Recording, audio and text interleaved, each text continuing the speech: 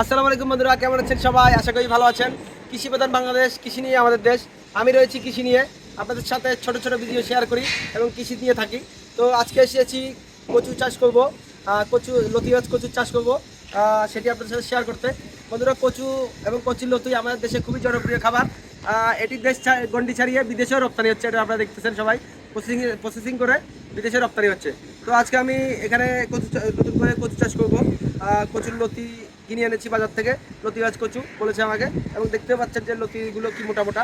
তো এগুলো আমি এই প্ল্যান্টটিতে রোপণ করবো। দেখেন এটি গাছে ভরপুর রয়েছে। এখানে পুঁই শাক রোপণ করেছিলাম, তো অনেকদিন ধরে এখানে রোপণ করা হচ্ছে না, আজকে এখানে রোপণ করবো। জায়গাটি আগে পরিষ্কার করে নিব।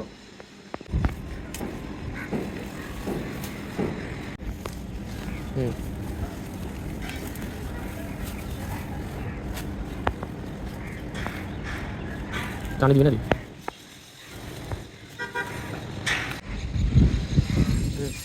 বন্ধুরা, আমার মেইন মোটামুটি তৈরি হয়ে গেছে। দেখেন এখন এখানে আমি পানি দিয়ে দিব, পানি দিয়ে একটু কাদা কাদা করে নিব। কারণ আপনারা সকলেই জানেন যে কচু গাছ একটু পানি বেশি পানিতে হয়তো পছন্দ করে, বা কাদা যেতে স্থানে এখানে পানি দেওয়ার পরে কাদা কাদা হয়ে যাচ্ছে মাটি, দেখছেন?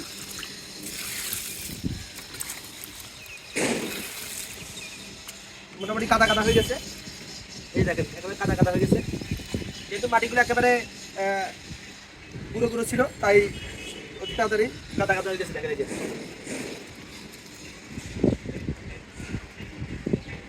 এখন আমি এখানে আমার এখানে 5টি বীজ রয়েছে, 5টি আমি একদম লম্বা লম্বি ভাবে রোপণ করে দিব। 5টি রো টেনে নিব। দেখেন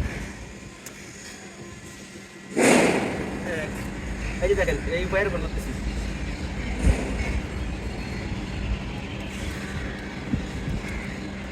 একটা জিনিস দেখেন বন্ধুরা, এখানে এক একটি লতিতে 1টি 2টি 3টি 4টি 5টি 6টি চোখ রয়েছে। এই 6টি চোখ থেকে 6টি চারা গজাবে। আপনারা দেখবেন, আপনাদেরকে আমি পরবর্তীভাবে দেখাবো।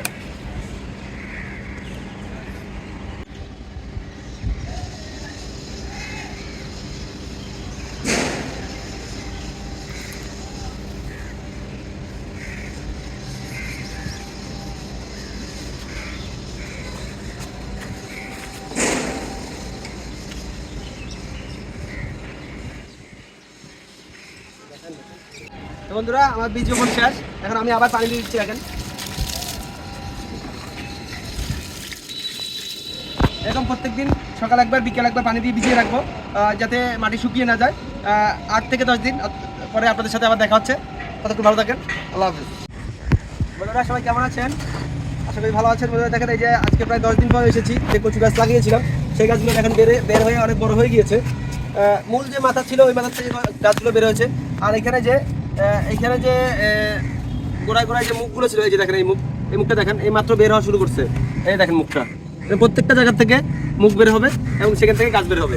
তো এখন আমার শুধুমাত্র কাজ হচ্ছে গাছে যে মাটি রয়েছে এই মাটিটা ভিজে রাখা।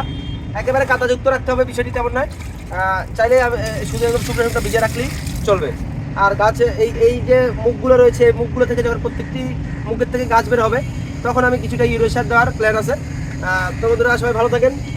আপনাদের সাথে আবার দেখা হচ্ছে আরও 10 থেকে 15 দিন পরে। আপনাদেরকে আবার দেখাবো যে এখান থেকে কতগুলো মুখ থেকে কতগুলো কচু গাছ বের হয়েছে সেটা। ভালো থাকেন।